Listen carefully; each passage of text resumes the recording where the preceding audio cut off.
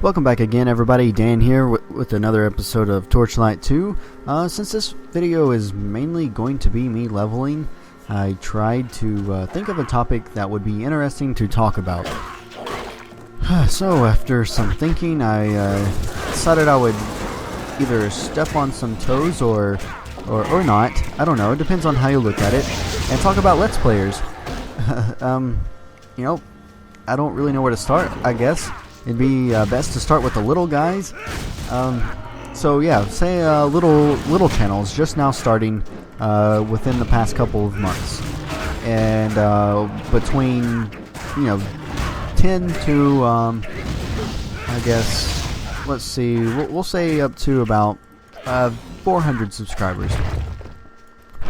Okay, a lot of these guys, you check them out, and I probably won't say many specifics during this part, but a lot of the guys, you check them out, especially during a part of the Reddit community, the Let's Play community, and you get a lot of people who I think they just don't understand what exactly you have to do.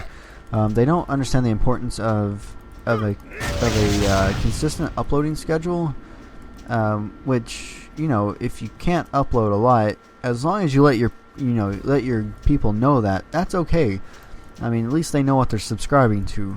But if you just upload very randomly, like maybe once a month or once every 2 weeks, you're probably gonna need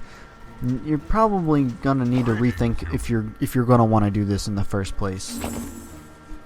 It bothers me with how many people really think that they can get away with that, because and what I hate is when someone releases a video and thinks that they're done. That's, they've released that first video and they're like, okay, this first video should probably gain me enough subs. No, you see it all the time. There's people who think that just releasing one video is an excuse to stop making videos for a while. And I don't think people, and also starting starting this, I don't think people really realize what you're giving up. It no longer becomes just something you can sit down and enjoy whenever you want to.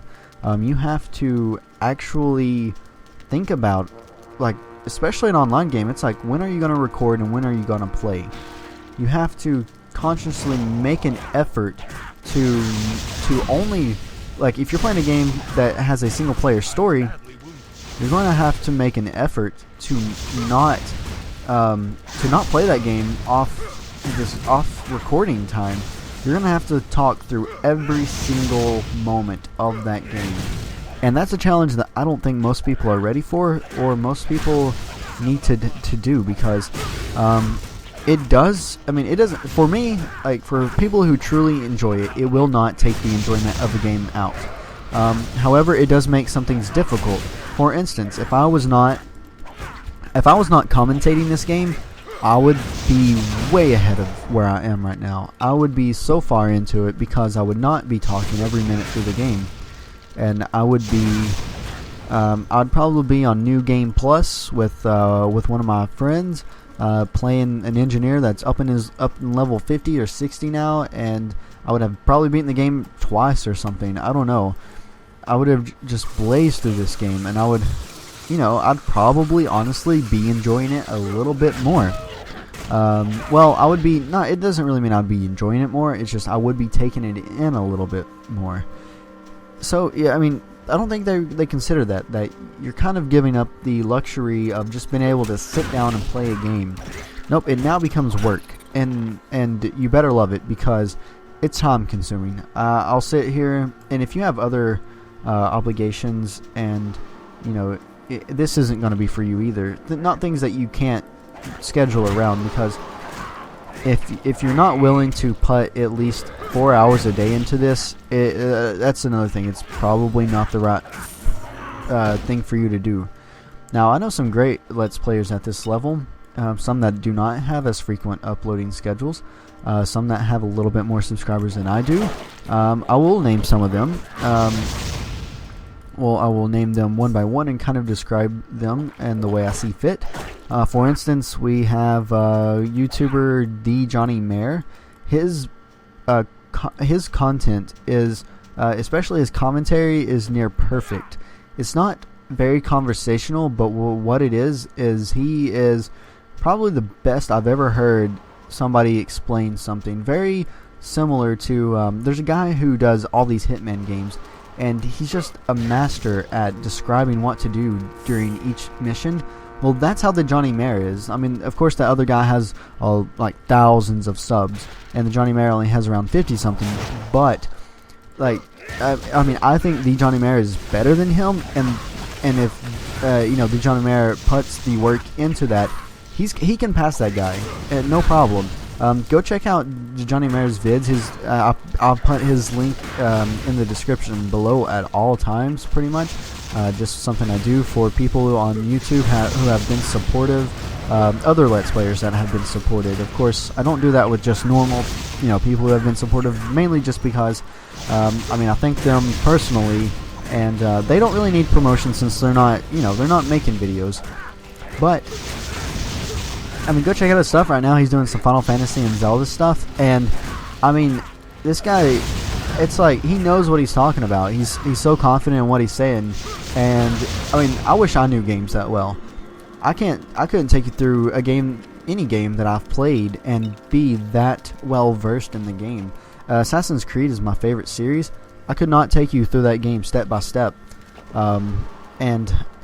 and do it in such a way that he does it. It's perfect. I don't know how to describe it anymore. Just go watch his videos and be amazed. Definitely be amazed. It's impressive. Another YouTuber who is Vapids Games. He doesn't have as many subscribers, but he has a talent of he can do well. He did it in one series. He did it in let's see, what's it called? It's an indie game. I can't honestly remember the name of it. It's a horror game. It's 2D, side-scrolling. I don't remember it. I usually do remember it, but I can't right now. Anyways, oh my god, I'm about to die. Anyways, he can do voices very well. It's like, I really wish that I could see more voice acting from him, honestly. I mean, there's some games he's playing, like right now The Walking Dead, which he's doing a great job on, that he can't voice act because, you know, it's fully voice acted. But I don't know, it'd be interesting to see him do a game that he can voice act, like the Legend of Zelda games. I mean, you take any of those and you can voice act them if he's into that stuff. Also, oh my god, I keep almost getting killed. There's also, I'm pretty sure there's a couple more channels that I could mention in this subscriber range, but I think I'm going to leave, you know, I'm going to leave that. I'm going to go up to around 500 subs to about 1,000. Now, I've actually, that's where there's talent, and then that's where there's forgotten channels.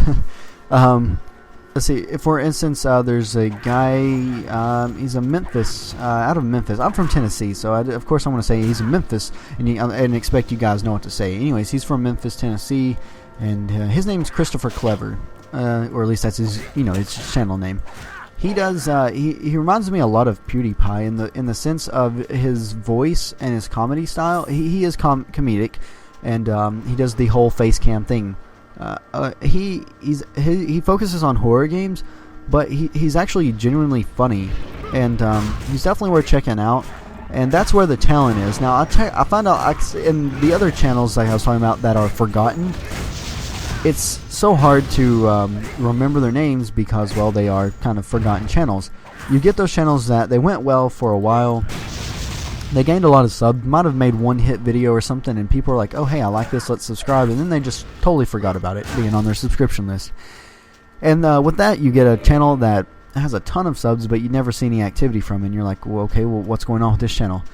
And you see that way too much, and that's honestly kind of annoying.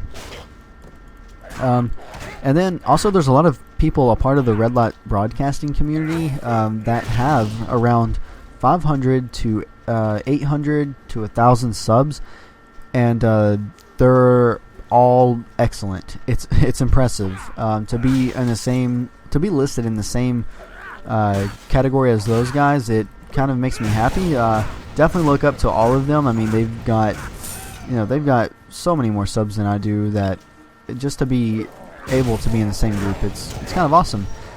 And the commentary, though, it's on a level of, it's like you can go back and watch their old videos, and it's like, oh my god, it's, you know, wow, how have they grown so much?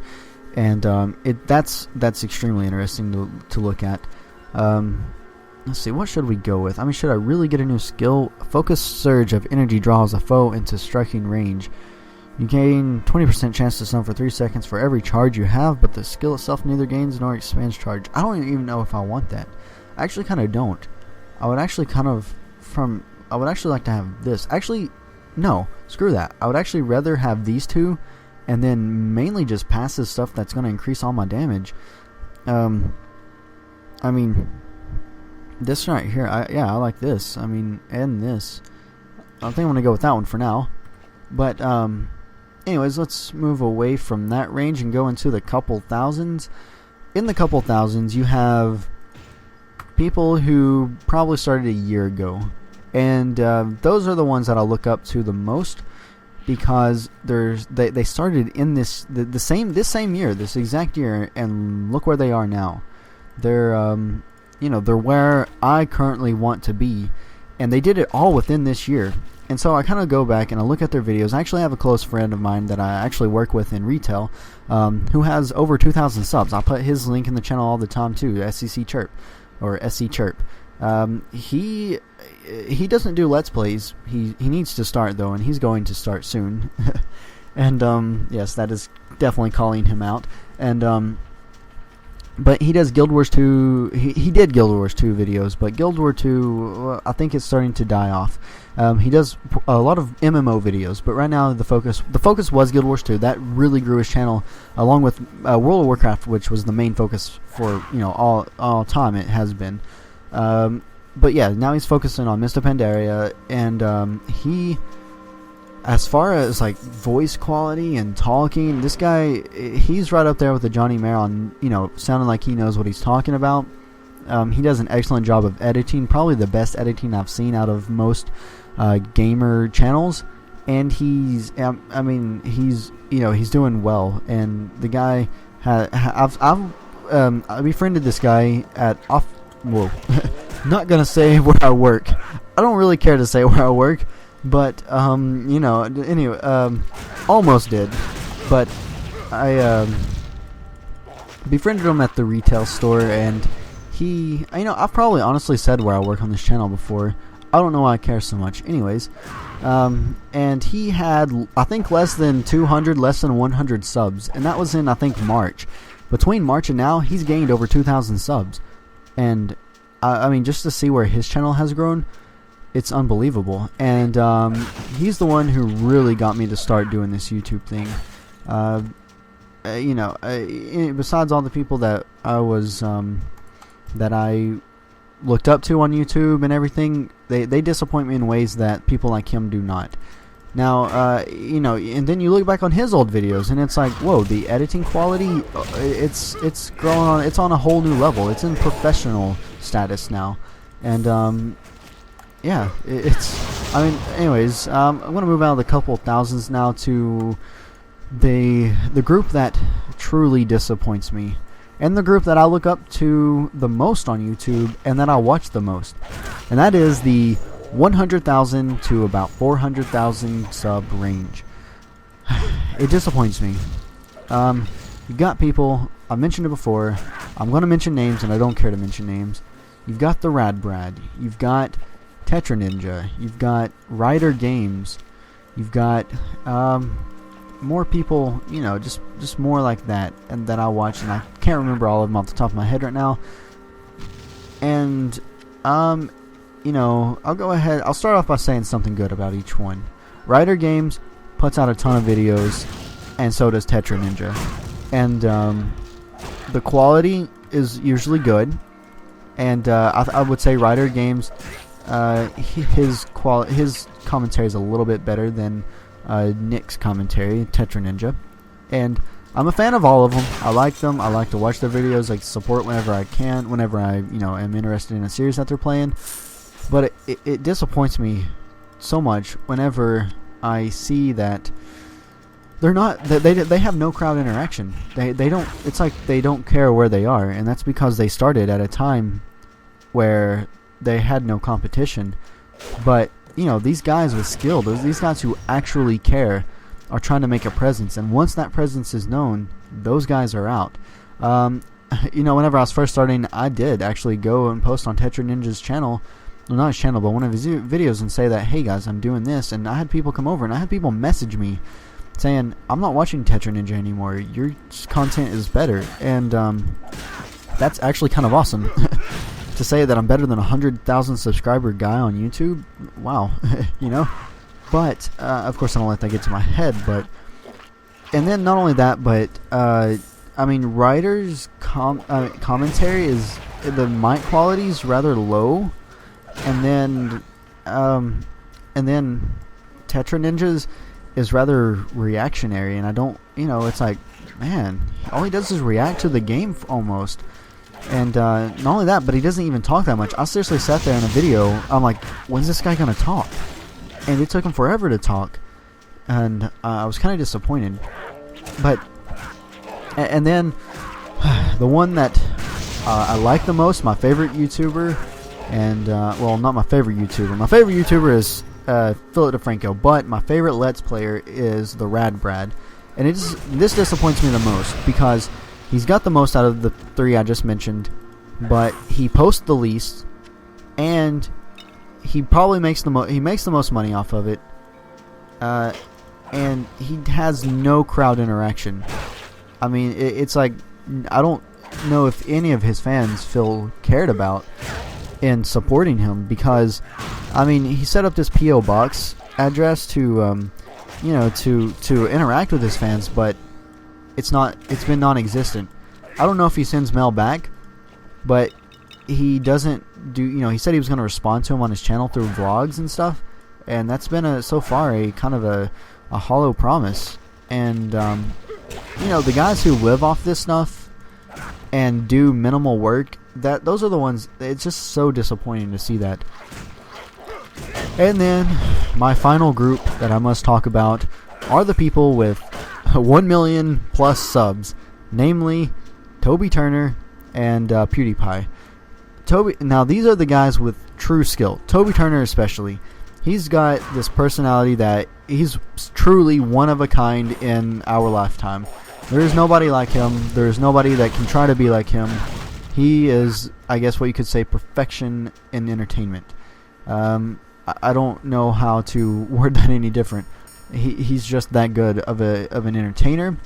He's that good of at everything he does. He puts the quality into it. He pays attention to his fans.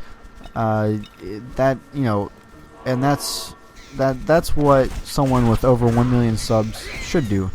And now PewDiePie, he's a surprise from nowhere. Honestly, I remember watching a video kind of analyzing him.